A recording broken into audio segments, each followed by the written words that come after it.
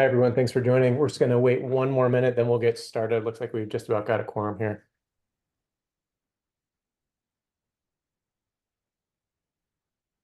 Hello, everyone. I'm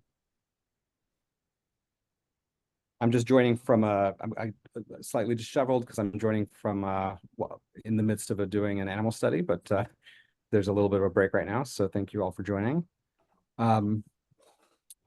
I'm not sure if Dr. Lester will be able to join. She's maybe still in clinic right now. But I think we should be good to get started in just a minute as more people are joining here. I think our first talk is going to be from Wim from Philips. For those of you who, I think everyone on the call knows him. He's an expert in optical characterization, tissue optical properties, characterization, colorimetry. And I think he's got some results to talk about from colorimeter measurements that he's been measuring and making, as well as I think a discussion about printing of the Monk scale patches.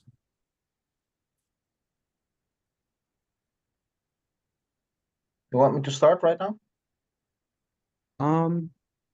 Yeah, I think, I mean, I guess we could wait a minute or two, but I think you might as well start sharing your screen. And just as a reminder, folks, we're going to be recording the call, so we encourage open discussion, but for those who are unable to join, we'll share this, and just a reminder, all your comments will be posted onto the OpenOx website along with the recording.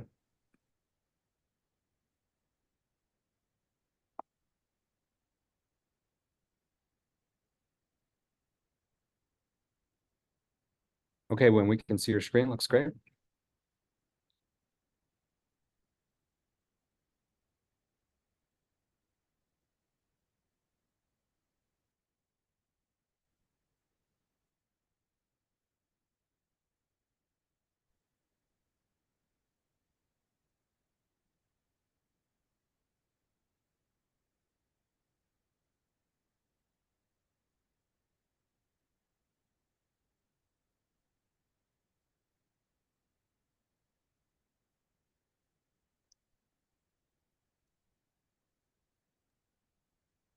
Okay, well, I'm not seeing too many more people show up right now, so why don't you go ahead and get started, and any late stragglers can review the recording to catch up. All right. Well, this is a presentation by Alice and me. It's about an insight we had not too long ago, actually, about how color scales are used. I'm not going to talk about printed MST. I had a whole presentation on that, but that actually turned a little bit irrelevant when we had our insight on skin color scales. So I'm not going to do that. It was about metamerism, which color light you should use. The investigation into those prints did help get the insight, but I'm going to not talk about how to print and how that affects the assessment, because what we have now is, I think, more interesting and more important. So the question is, skin color scales, are they a surrogate for colorimetry? Everybody who has followed the ISO meetings for the last 2 years may remember that Alice and I disagreed a little bit on what skin color actually is. And at Philips, we thought it's better to use a colorimetric device like the Konica Minolta on the right. And Alice said, sometimes said that's not really what people perceive. People see color different than the device measures. And I was not really understanding Alice, and perhaps Alice was also not understanding me when I said it's simply better to use the Konica Minolta. And I think now we have come to a conclusion on what the differences are. So we will try to argue that skin color scales are not necessarily a surrogate for colorimetry. Instead, they are complementary. So that is basically going to be the take-home message. So answering that question, are skin color scales a surrogate for colorimetry? Well, some scales are. surrogates. They are designed to determine objective skin color, just like a colorimeter is designed to determine or measure the objective skin color. But also at the same time, other skin color scales are complementary because they are designed to determine the perceived skin color. So what is the difference between objective and perceived skin color? And does it really make a big difference? Is it just a little bit of semantics, or is it real? Here on the left, we see a lot of different color scales: Fitzpatrick, Van Lucian, L'Oreal, Perla, Monk, Pantone, Skin Tone Guide, and the Massey from the National Immigrant Survey. They all look similar. They all have a little bit of red, a little bit of yellow, dark, light. So you would think they're all the same, right? But we are going to argue that they are actually two classes of skin color scales mixed into one another. And I'm going to use two well-known skin tone scales as examples of them, of representing one of them one class and the other scale the other class. So on the top, the MST, the Monk Skin Tone Scale, which I have printed in an iterative way to make the colors that were measured with the Konica Minolta as close to the defined LAB values, similar to what Wei Chung probably did when he presented to us a printed MST scale that was very close to the defined LAB values. So I've done that here too. And I've laid that next to a Pantone Skin Tone Guide on the table, and I've taken a photograph. I have adjusted the colors a little bit to illustrate the effect, what I want to show.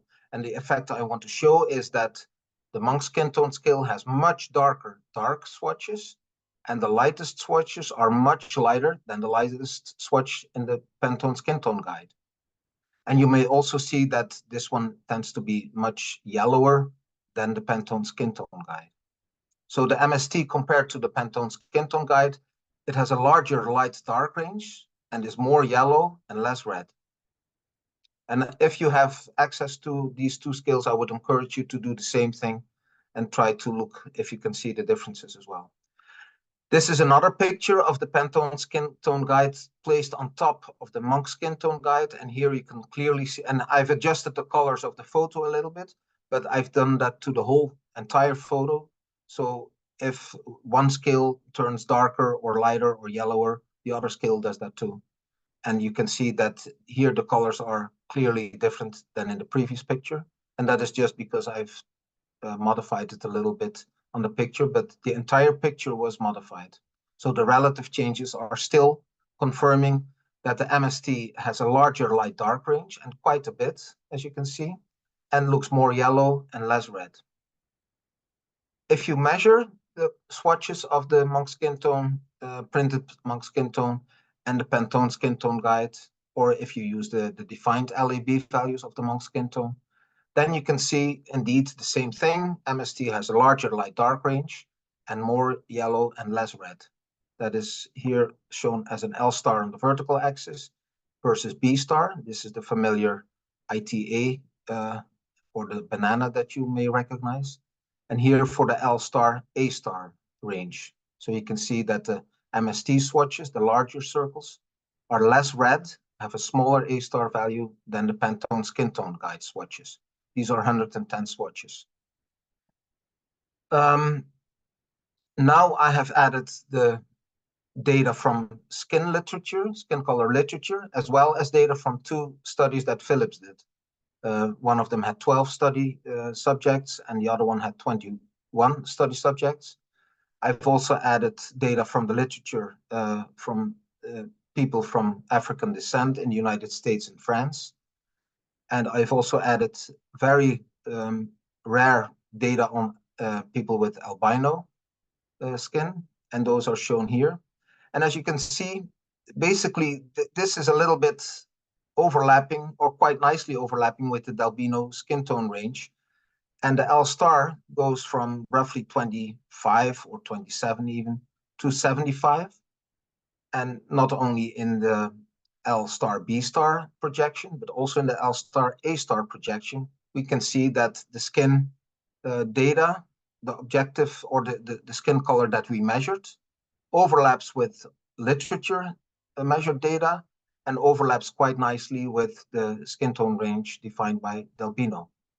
So now if we go to the next slide, we would like to argue that this range here represents the objective skin color range. If you measure it with a device, a colorimeter, you can find similar results all over the world whenever you measure it. It's an objective measure of skin color.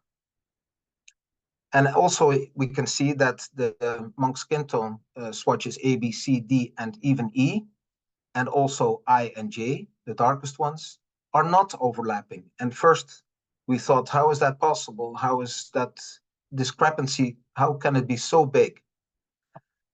And I even came to the suggestion, and I've emailed it around, why not replace the MST with a subset of the Pantone skin tone guide? How about we just take 10 selected swatches out of the Pantone skin tone guide that overlap nicely with the data that we have from 33 subjects and from literature. We just take 10 of them, and then we have a nice subset of 10 swatches that matches very well with the objective skin color. And why not replace this one, which does not overlap, with this one? You have a near perfect match with the objective skin color. It's factory printed, so there's no worry about metamerism. That is something that Alice learned from Pantone in a private communication. And also I confirmed that by looking at the spectra of these Pantone skin tone swatches, they do have very little metamerism, which is nice.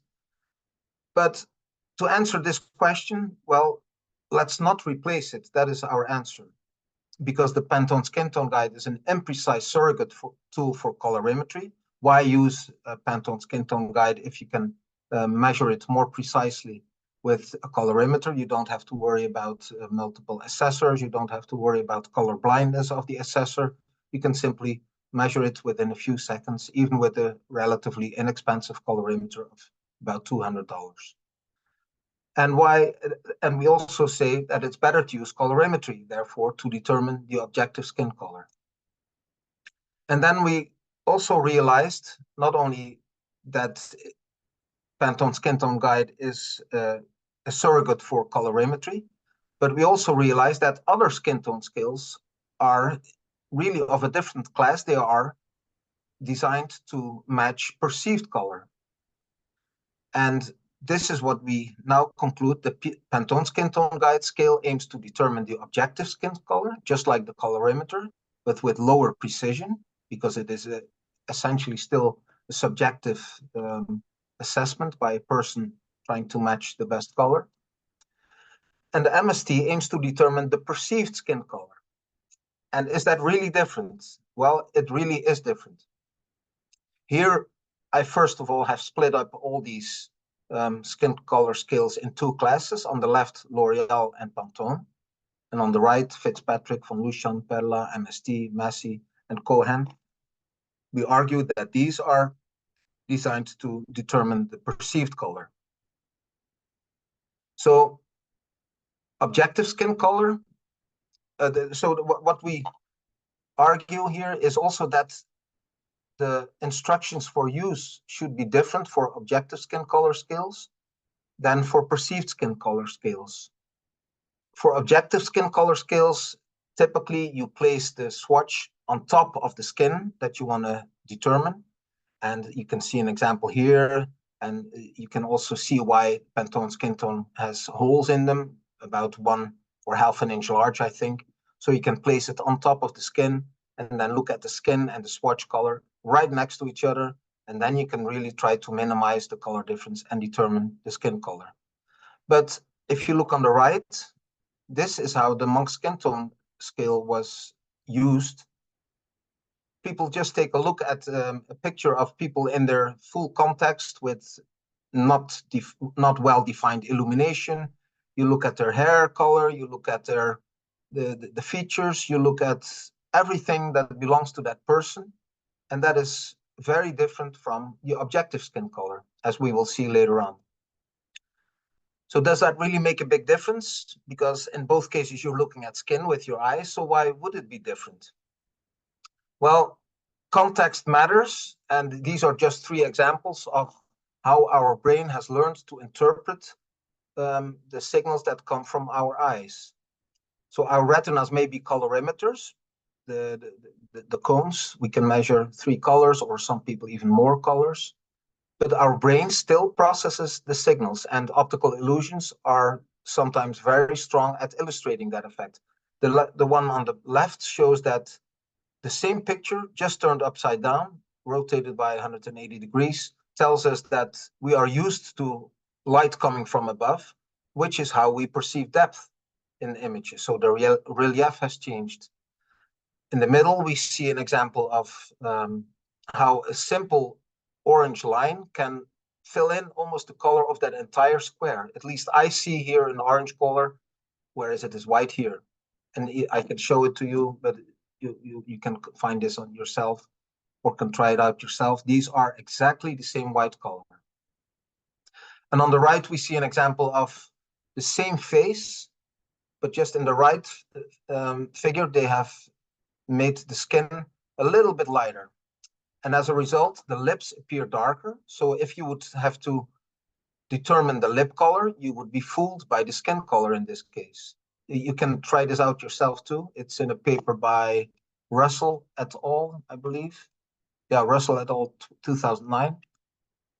That simply shows that simply changing one feature in a face can make the appearance, the brightness, or even the color also of another feature look different. And vice versa. On the bottom, you see a study by Kobayashi et al. In 2017. They show that if you make your lips darker, your skin appears lighter. And that is an effect well known by cosmeticists probably. But it is good to know that it has also been confirmed scientifically, and that we can learn that features really play a role in how bright we see things. And this is a relatively new optical illusion by Akiyoshi Kitaoka. He's a well-known creator of optical illusions. I find this one quite astonishing because you already are guessing probably the skin color of the cartoon figure on the left is exactly the same as the one on the right. So I've taken a bar here from the skin color of this girl. And if I place that here, you can see that it is exactly the same color. And to me, the effect is so strong that if I place the bar like this, to me, it now appears like the bar has a gradient, but it does not. So this is simply the surrounding that makes the color appear darker in the right figure. The surroundings are lighter, so your brain interprets it as that the whole scene must be lighter because it's a brighter illumination. So I'm interpreting that, I'm taking that into account in the interpretation of the skin color of the rightmost figure. And then these are some results of Levin and Banerjee. They showed that 2 faces, one with different features than the other, white faces were consistently judged to be relatively lighter than black faces, even though the brightness and the lightness of these 2 foreheads are exactly the same. An even stronger example is that even a simple label, white or black, with 2 exactly the same faces, so no feature differences, no brightness or lightness difference, even a simple label was found to bias the perceived skin color. So our conclusion is that skin tone scales may look all the same, but they're not necessarily similar in nature, and they must be used correctly. So for example, this Pantone skin tone guide is really intended, we think, in the way shown here. You place it on top of the skin, you look through the hole, you try to minimize the color difference between the swatch and the skin inside the hole. And when you use it in a way with the context, like we did actually, we cut out all these pictures, the swatches, and placed them on a scale like shown here. This is an actual poster we made. And I will show results of that study that we did. We created the poster with all the 110 skin tone swatches here shown, and the subjects were standing right next to it. And then we asked 3 assessors to assess or to find the matching swatch. And we will take a look at the results later. So we think now in hindsight, that was an incorrect way. And we will give some more arguments on why we think that is incorrect. Similarly, or vice versa, I should say, the Monk skin tone scale can be used in a way like this. And indeed, you can punch holes in it and place it on the skin and find a good match. But we think this is incorrect, and Alice and I talked about it, and we agree on that. That is probably not how we should use it, and we are working on correcting that in the letter and an update to the PDF. The correct way to use it is simply to look at the subject in the context, as shown in that study that I showed earlier with the pictures, with everything there. The whole complexion is part of the scene, and then your brain simply interprets everything, and you come to a conclusion of the best match. Let me now go back again. So the MST is meant to assess perceived skin color, and you're supposed to use it with the context, while the PST is meant to assess objective skin color, like a colorimeter, and that one you're supposed to use with minimized context, hence the hole in the scale. So we have updated suggestions to use the MST. We are not, we think it's not a good idea to punch holes in the MST, and we don't make an attempt to minimize the context, because the context is part of it, of the perceived skin color. Don't use it to determine MST shade on a specific anatomical location. At least I think that also doesn't make sense. And vice versa, we can say a little bit more on how to use it. Use the MST as originally intended, determine the complexion of the subject, and don't try to minimize the context in a similar way, basically, as shown in this paper. So you can ask yourself the question, what is the added value of color scales? Well, objective skin color scales like Pantone and L'Oreal, they can provide a very non-technical, simple tool to determine objective skin color, which in some settings is just more practical than a colorimeter. You can use it in a cosmetic store, or I'm not sure where else you might want to have a nice match in a clothing store, perhaps, where you want to determine the objective skin color, where you are not interested in the perceived color, but really the local skin color at that specific location, in the neck or on the forehead or the ears, I don't know. But that is a setting where you might want to use those color scales. And the perceived skin color scales like MST, Perla, Cohen, or Van Lushan, they quantify the skin color as perceived by humans.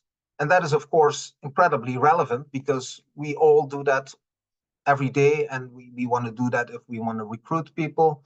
We want to do that if we want to explain to people, these people were enrolled in the study. So you need to talk about the perceived skin color scales and not the objective skin color scale, which is, as we have shown, looks quite a bit different. So colorimetry cannot do that, and that's why we basically need the perceived skin color scales. And therefore, it's also strongly preferred over colorimetric metrics like ITA or L star, because a lay person will not know what ITA or L star refers to. What is that?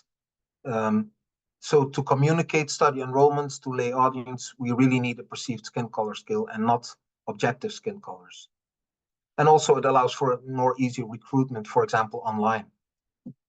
And MST is somewhat preferred over other perceived color scales, as it is well defined. It has undergone global validation in peer-reviewed publications, has been adopted for similar purposes across the tech industry, AI and machine learning. It has a very nice practical granularity and is expected to be available in factory printed form factor soon, which will further help to make it into a standardized scale for perceived skin color, which is always good. So in a tabular form, what we want to share with you, the MST is not a surrogate or an alternative for colorimetry. It is complementary. It is useful and also needed. It is needed because we need to be able to communicate with people and recruit with people using a scale that represents perceived color and not objective color. This has led to a consistent this has led to a recommendation to the ISO committee where we combine the two, the MST and the ITA both, and that is being discussed shortly.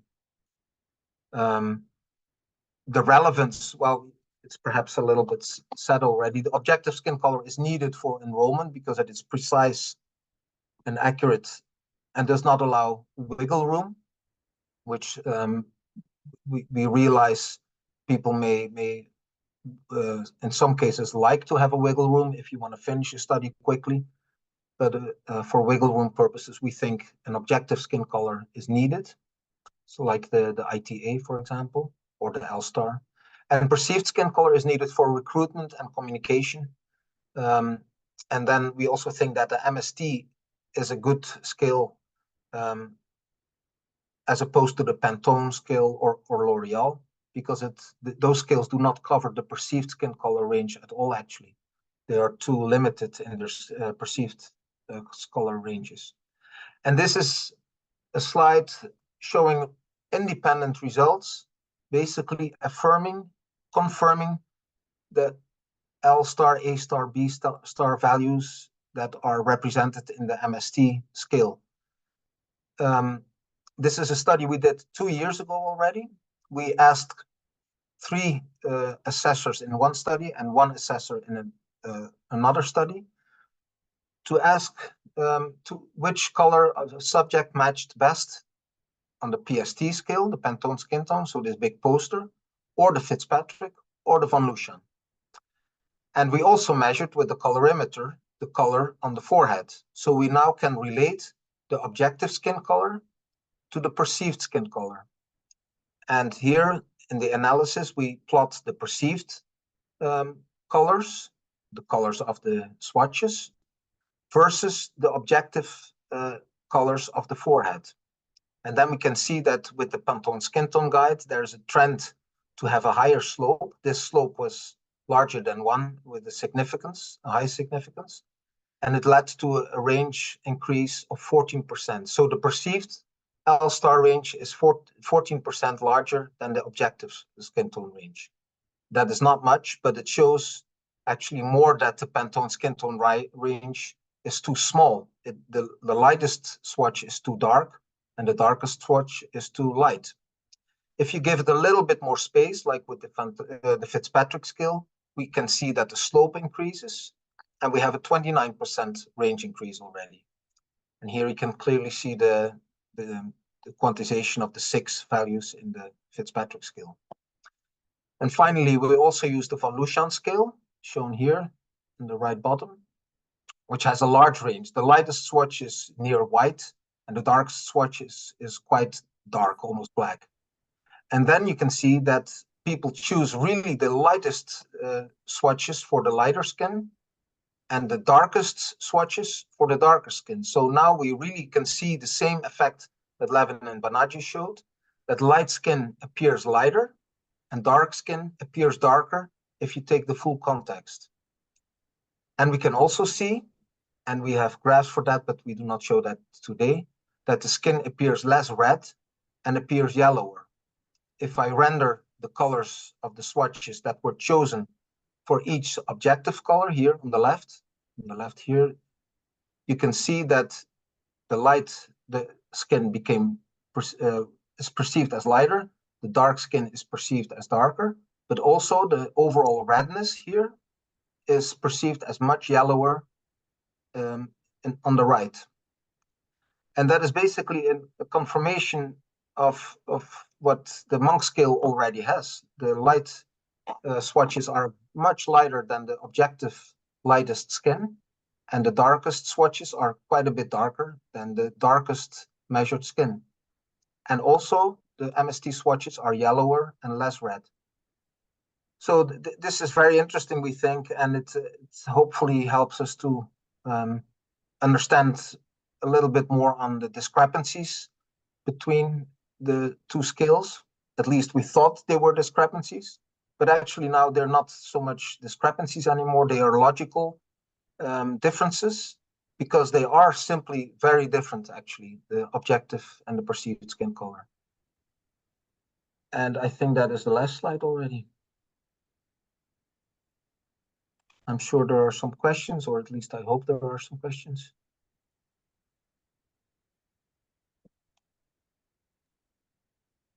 Thanks, Wim. I guess we can open up for some questions. I saw there was a chat comment from Josh Pfeffer. So I don't know if, Josh, you have a question you want to bring up first, or if others want to join and ask questions in addition.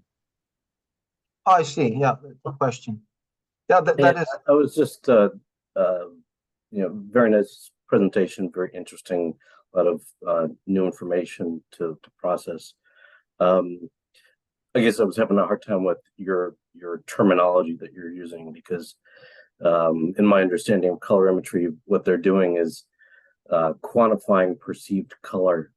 So it's an objective way to measure perceived color, because they're using, the spectral features of the rods and cones in the eye. So I guess it seems to me that both of these techniques are measuring perceived color. One's doing it subjectively, one's doing it objectively. That's just kind of a terminology. Well, it's a very good point. It's basically this question, I think, here. No. Wait, I had a. Yeah. Does that really make a big difference? In both cases, you are looking at skin with your eyes. So why would it be different? And I agree with you that it can be confusing why I use colorimetry or for objective and subjective, perceived skin color as two different terms. I think that is indeed a very valid point, because the tristimulus curves, they are indeed based on the human perception. That's what they represent. Except if you would do that same experiment with a context based, I mean, you know how those tristimulus curves were determined, right? People were asked to match the color by mixing RGB intensities to match the color of a stimulus in a essentially dark room, I believe. A stimulus that was only 2 degrees or 10 degrees in size. And that's how they were determined. My finding, and together with that of Levin and Banaji, and I'm sure a lot of optical illusion specialists would agree, is that if you would do the same experiment with the context, with the features, with the illumination that is realistic, you would find different tristimulus curves that are representing basically the context and how the context influences the perceived color. That perhaps that's a very complex answer. Another way of putting it is that the tristimulus curves were derived to make a pure assessment of how the RGB colors can be used to mathematify. I'm not sure if that is a word. In America, you can make a verb out of everything, so I can use it here to make it into a colorimetric theory. That's why they were created. But they wanted to exclude the perceived, the brain part as much as possible. And here I'm not talking about the brain part that does the fundamental creation of color in your brain. But you would find different curves, very different curves, if you would do the same thing for faces, for example. And that is shown, yeah, with examples like this, where your brain really fills in a lot more than just your eyes. Your eyes would, the tristimulus curves, that this is perhaps not a good example because it's a gray color, but the tristimulus curves, they represent what you see if you isolate the the stimulus that you're looking at, just the skin color, then the tri-stimulus curves are valid. But when you use features like shadows or hair color, you end up with a very different perception. And that you can call that an optical illusion. True, it is an illusion, but at the same time, it is incredibly real. If you would use the Pantone skin tone guide, like shown here, and tell people this is the color that was represented as the darkest color, a lot of people would say, no, that's not true. I've seen much darker people. Same thing with the lightest swatch. If you would say, this is the lightest skin that was enrolled, people would say, whoa, my sister or my brother is a lot whiter than this. I'm not sure if that is correct. And that is, yeah, that is simply confirmed with my own eyes, but also with the experiment that we showed on the last slide, actually, and the experiment of Levin and Banaji here. And you have a good point saying that colorimetry already involves the brain part of your, the translation of your cones to a perceived color. That is very true. But this is just another layer of perception that is not accounted for by the tri-stimulus curves. It's complex, but that's the way it is, I'm afraid. I'm not sure if that answers your question. I tried to answer it at least. I think you did a good job. I guess it looks like we have a hand raised from Kumu. And then I think I may have missed the part around this last slide that you're showing here. Can you clarify how you got the perceived color there? Yeah. We measured the color of the forehead with the colorimeter. That's the objective color here. The L star is shown only. And we asked 3 different assessors to also find the swatch on a poster with the PST, on a sheet with the Fitzpatrick and a VL, which swatch best matched the forehead color. And then we plot the L star that we measured on these swatches. So basically the color of that swatch, we plot that on the vertical axis. That's the perceived.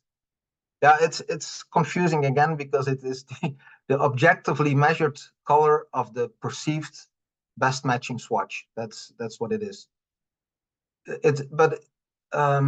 Yeah, so that's what we did. We measured the forehead and we measured the color of the best matching swatch and the best matching according to assessors. Okay, but that didn't include the Monk scale in the poster. No, this is a study that we did 2 years ago, and I wish we had. Okay, yeah. So let's jump to Kumu's question. She's had her hand raised. Thank you, guys. Really fascinating talk. Really enjoyed it.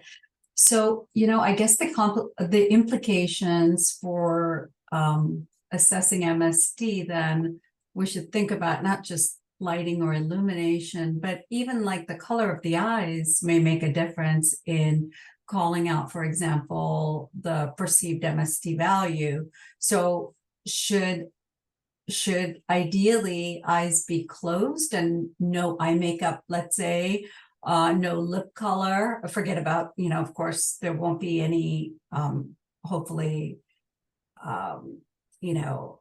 what do you call it, foundation on the forehead, obviously, to assess the right pigmentation. But even other things like that, even like the color and the shape of the eyebrow itself may change the MST values, no? Like, now I'm just wondering about what the implications are. Thank you ahead for answering this question. Well, I can answer first, and then perhaps Alice can also give his answer. My answer is that I think it's all part of the person, and I think we should not ask people to close their eyes. We should not try to make the MST into an objective skill again. I think it is not doing it justice for the intent of it. I think the way it was used in this study here that is perhaps the best illustration of how I think it should be used. You look at the full person, you look at the hair, you look at the eyebrows, and of course, any artificial changes to that doesn't help. I agree with that. Not foundation, not eye lenses with the blue color or something like that, or painting your hair blonde might also confuse the whole assessment. But I think it is simply a different thing than the objective skin color, in the sense that it is very generic and relates to how humans perceive it, and that is the strength. That is a strength that the objective skin color measurements do not have, because I do not relate to the Pantone skin tone. I do not recognize my skin color there. And a lot of other people also, they say that looks very reddish. And I think the strength of the MST is that it determines how people in everyday life perceive people. And I think the more we try to, I think it is a good thing that it is going to be standardized in a printed form. And I hear encouraging news from Alice that it is going to be printed by Pantone, because I think the scale itself should not vary too much, because then it becomes, and that's why I spent a lot of time on printing it. But perhaps it's a good idea to let Alice speak on this now. Yeah, so I'll take a couple of questions all together, Kumu and Jim's, because they're actually somewhat tied together. So one thing I want to emphasize from Wim's excellent talk is that what the MST is trying to measure is the subjective perception of skin tone in everyday life. So that means then, from a mechanism point of view, when we're thinking about pulse oximetry and skin tone, we still have a lot of research to do to understand the mechanisms that might be linking skin color, skin tone to these accuracy issues in pulse oximetry. And this is something I mentioned maybe about a year ago. We also have to think about the social determinants of health. So to answer Jim's question first, I would argue that we probably should look at the objective measures of skin tone and pulse oximetry, as well as the subjective measures, so we have a better sense of what kind of mechanisms we're dealing with. There could be social mechanisms that are also implicated in these lack of accuracy issues with pulse oximeters. So that's the first thing I would say.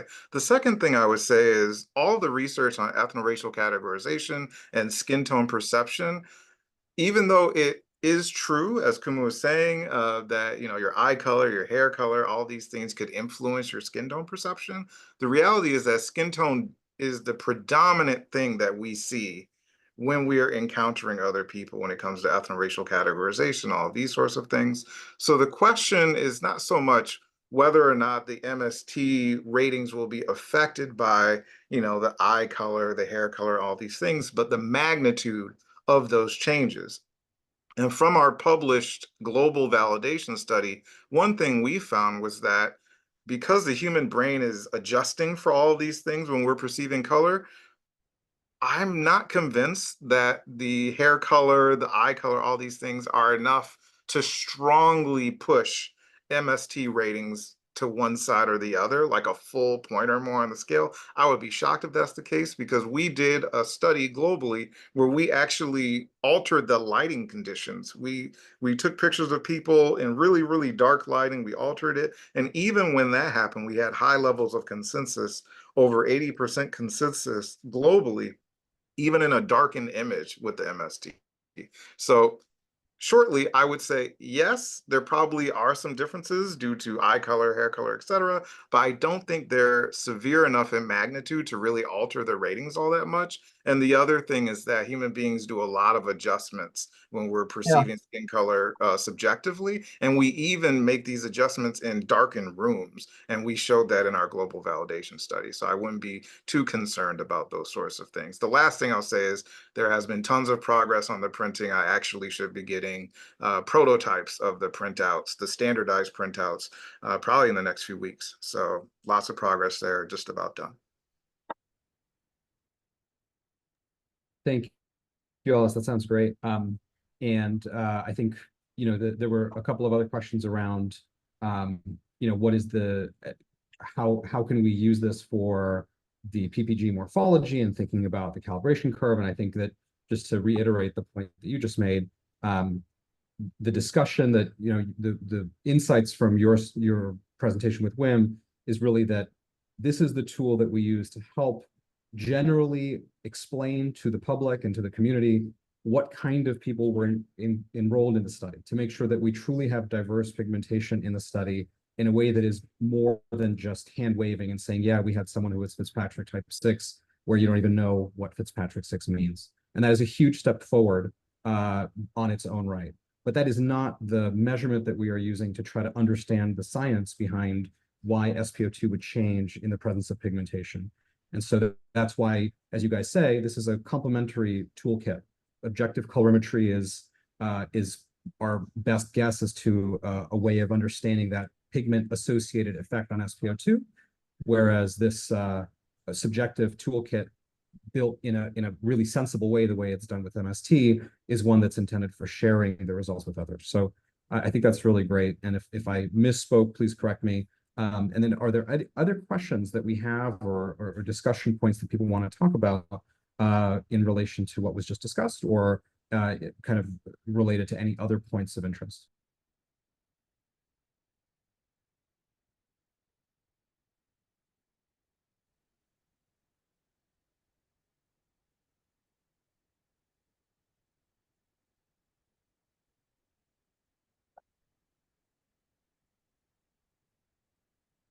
I just want to add actually that perhaps I agree completely with Alice that it is true that we add information with our brain. That is shown, I think, with the lightness. Light skin looks lighter and dark skin looks darker. But at the same time, our brain is very strong at compensating for disturbing influences like shadowing or illumination intensity. And actually this image here, where is the girl, the cartoon girl? No, I can't find her. Where is the cartoon girl?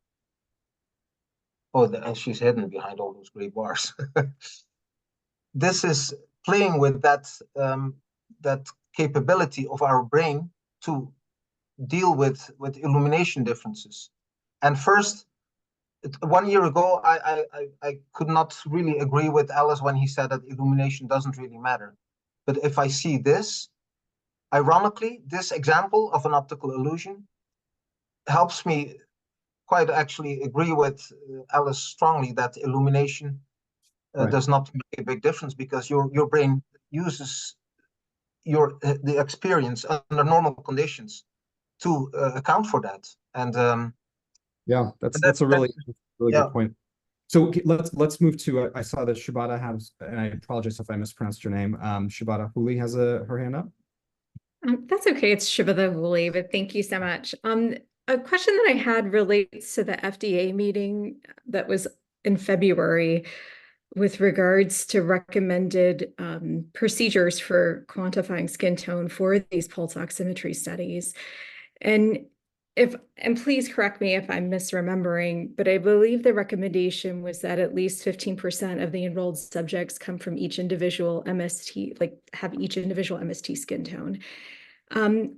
This is all fantastic. That has been updated. That has been updated. That is no longer the great point. Thank you for bringing that up. I think right now the focus is on getting representation in each kind of third, the lightest third, the darkest third, and the middle third, because of the understanding that specifically precisely knowing that someone is an A or a B when there is overlap between those color spaces, for example, is quite challenging and not necessary. What we really want to make sure is that we span a large range of pigmentation, not necessarily that we have one of each. So hopefully that answers the question. Julian, do you have your hand up? Can I actually have a follow-up question? Oh, sure, for sure. So, in light of kind of what's being presented today, and I mean, I guess it's hard because we're just all learning this information now, at least as a group, and including the representative from the FDA. There are many of us that are doing prospective studies on pulse oximetry accuracy in patients with a diverse range of skin tone. How do people anticipate that subjective scale being modified, or at least like defining patient cohorts by that subjective scale, and which subjective scale will that be? Well, I have made this one a little bit bigger. A while ago, some months or perhaps 1.5 months ago, we had a long email chain with Alice, with Leo, with Mike Lipnick, with a lot of people on it. And we sort of agreed to propose this to the ISO standard at least, that MST and ITA would both be used for study enrollment. But there are situations where somebody, for example, has an ITA smaller than 30 and an MST judged by 3 people of C. So that we would fall in no category then.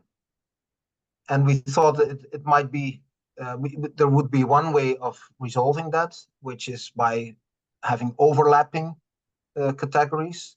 But another way of dealing with that non-overlapping, if a person would not fall in a category because it would not validate for both criteria.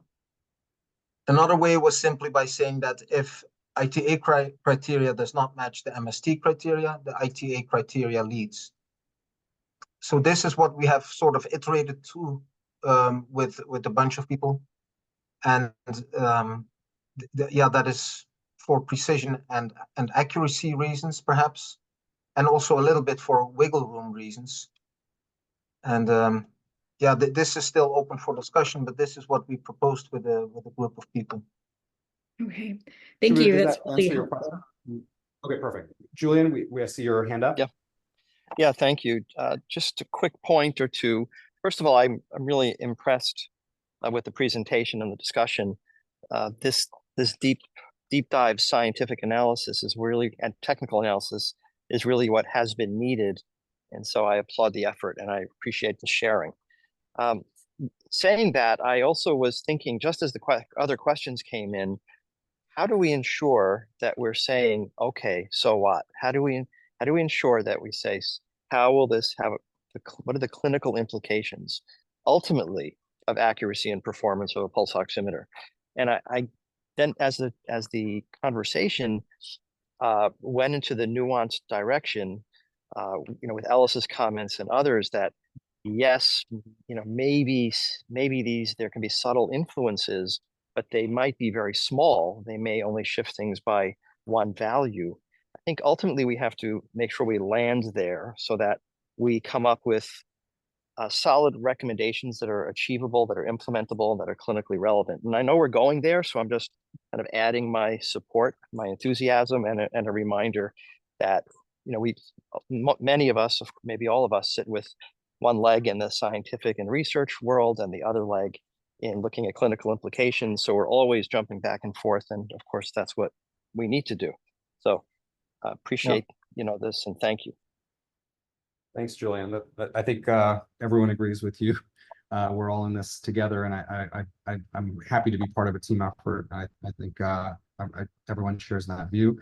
I think, like you said, what's so important, right, is to ensure that as people validate existing and future oximeters, that when someone says darkly pigmented subjects were involved, we actually know what that means. And so I think that step forward of really knowing both objective and subjective ways of assessing that and clarifying that allows us to have more confidence that the data is representative of a diverse group of people. Wait, Josh Pfeffer, I see you have your hand up.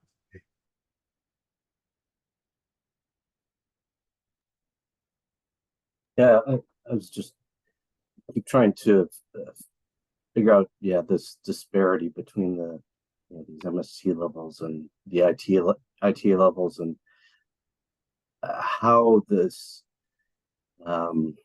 issue of kind of perception would really account for that disparity. And it's too bad that Wai Chung isn't here, because I think he's talked about this as well, but more in relation to just colorimetry itself rather than perception. But I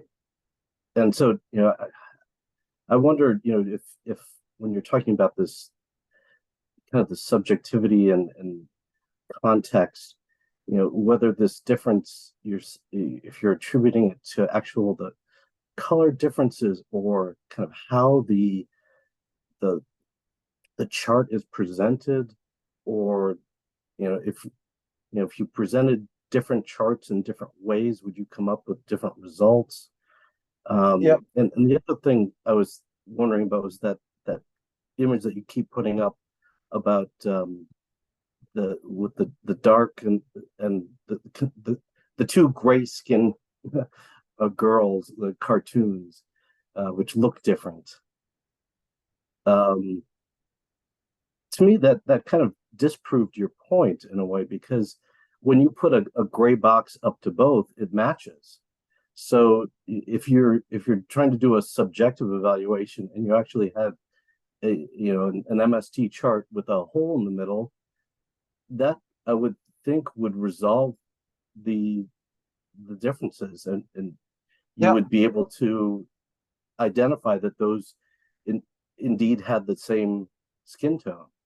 Absolutely, but then you would make the MST scale into a Pantone skin tone like scale.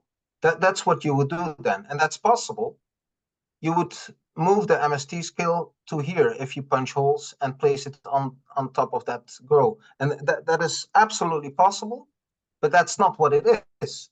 The Pantone skin tone guide already exists, does that. The L'Oreal scale already exists and aims to do that, and you could indeed modify. So when I'm talking about context and why there's difference, it's even down to whether there's a hole in the middle of the chart or not. Absolutely. How you use it makes a big difference. That is exactly my point. If you use where is my this one? If you use the MST scale like this, and you really do your best to find the best matching color, you would also have to adjust the lightest skin and make it a little bit darker, and adjust the darker swatch and make it a little bit, or perhaps the other way around. But yeah, then it becomes a different thing. I think Wim is completely right here. I think and Josh, as you've pointed out, right, like the LAB coordinate space of A and B in the Monk scale is far away from the physiological range. I mean, this is the graph banana curve that we've seen. And that actually tells us two things, right? It says like the actual color that MST chose for A and B is kind of outside of the realm of physiologically what you measure with a colorimeter. But it may be a perceptual trick or a technique in order to help our eyes see these extremes.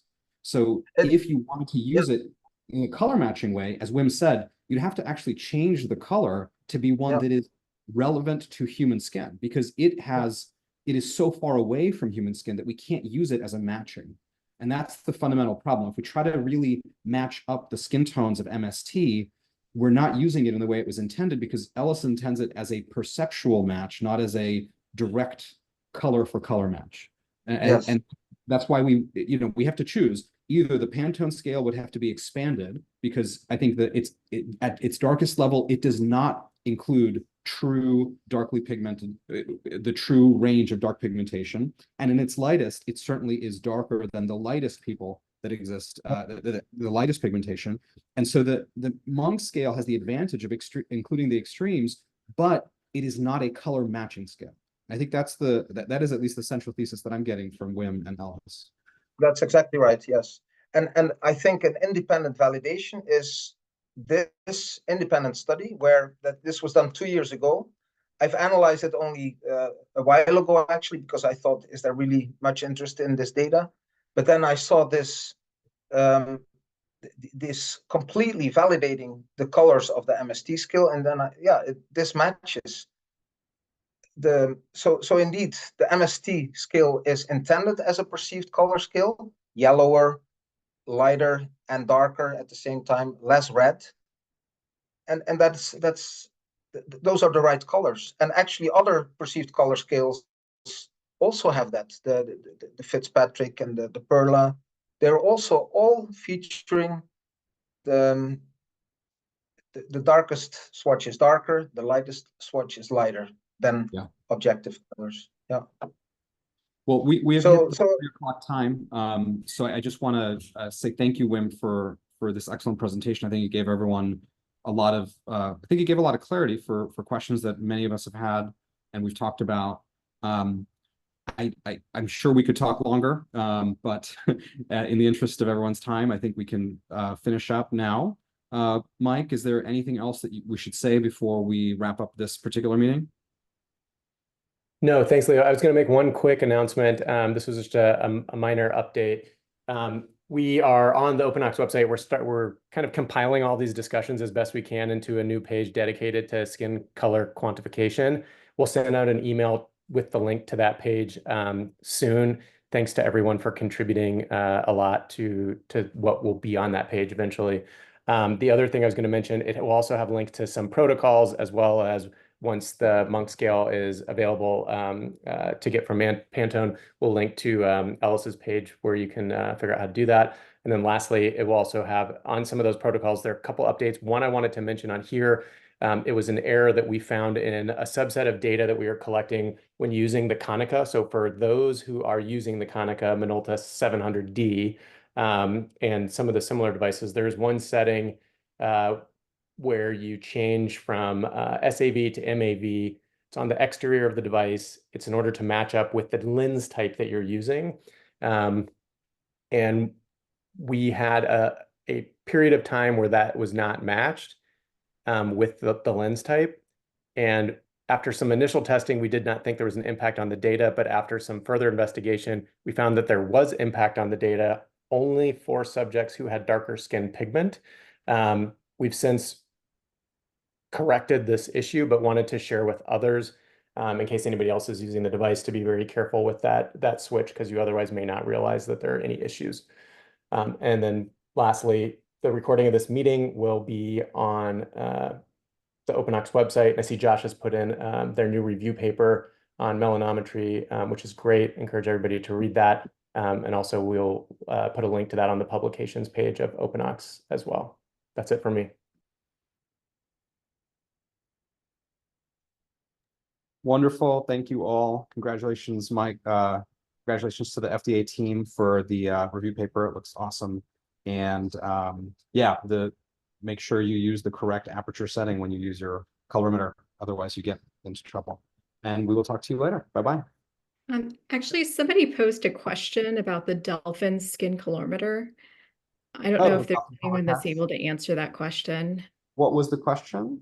Is that okay if I jump in? I'm Azadeh from University of Ottawa, the startup. So I'm using a Delphin colorimetric, and we are using on its same place for the same subject, but putting a different pressure or no pressure or how to hold, and we get a very different number. Yeah. A very different range. So how should we work with it? Like, how should we do it? Like, yes, that's a great question. We do have, I think there might be some information on the PulseOx, OpenOx protocol page about this. Definitely you want to not use significant pressure. With pressure, you can cause blanching of the skin, pushing blood out of the skin essentially and changing the perceived color.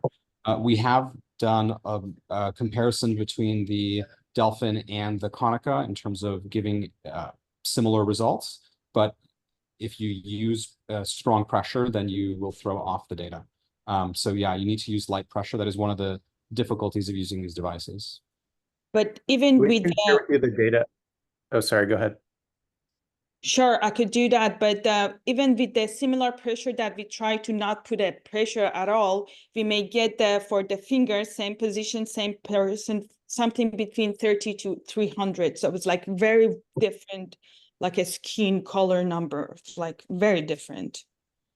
Yeah, the challenge of the finger site is that the curvature of the finger, depending on where you go, the anatomy of it, actually makes it more challenging to do colorimetry on the finger. That is also something Mike and we at the Open Oximetry protocols have looked at and continue to look at and to modify the protocols.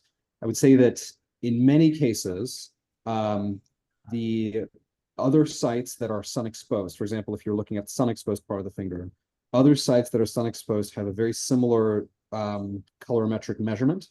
And so we would say that in cases where anatomy gets in the way, where it's too small of a site for application, then choosing a site that's, if it's sun exposed, then choose another sun exposed site. If it's not sun exposed, choose a non-sun exposed site that it has a better contour, basically easier to use the colorimeter with, should give you a more reliable result. Thank you very much. I was just going to add one more thing. It might be worth, this is an exercise we did with our clinical research team. We took multiple devices and had everybody measure the same cohort, basically the lab team, with each CRC measured with each of the different devices, each CRC measured with different amounts of pressure, different angulation of the device on the skin, different things to try and throw it off, different external ambient light conditions, kind of anything we could think of, and try to isolate, and then different parts of the body, and then look at your data and see if you can figure out like if you are uniformly having error, or if it is indeed only with one device, or if it is only under certain conditions or only certain body parts. That was helpful for us to try and troubleshoot. We will be sharing some of that data. The other thing I would add on the Delphin was, I believe we had some issues with the white balance cap in terms of like our cleaning and stuff. So that ended up being a source of potential error that we encountered. Yeah, if you clean it with an alcohol swab, it'll wipe off. The reflective surface isn't very is easy to rub off, and then your calibration goes completely broken. So you can get new color caps from them, but it is a slightly difficult device to use in that capacity. Thank you very much for both. Okay, very good. Well, thank you all. And we will, I mean, all of us are available for follow-up discussions by email, and we will see you at the next meeting. Bye-bye. Bye-bye.